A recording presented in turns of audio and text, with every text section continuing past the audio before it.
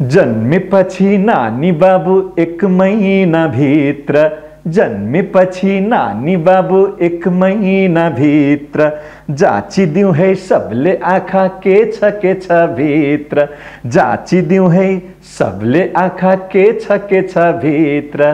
नमस्कार, म गायक युवराज चौलागाई। आँखा हाम्रो अभिन्न अङ्ग हो। आँखा भएन भने हामीले संसारमा केही देख्न पाउँदैनौँ।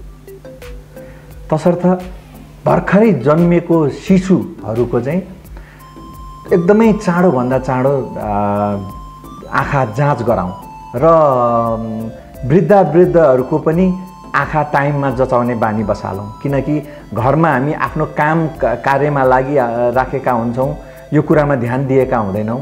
तर वृद्धहरूको चाहिँ हामीले यसमा अलिकति चासो लगाएर आँखालाई टाइममा जचाउने गरौँ।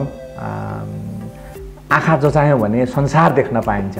संसार देखेपछि हामीले धेरै राम्रा समाजमा उदाहरणीय काम गर्न सकिन्छ।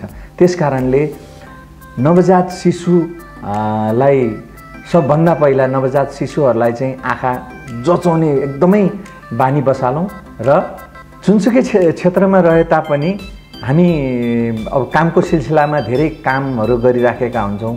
त्यसमा चोटपटक लाग्न सक्छ, सानोतिनो चोटपटक लाग्न पनि सक्छ।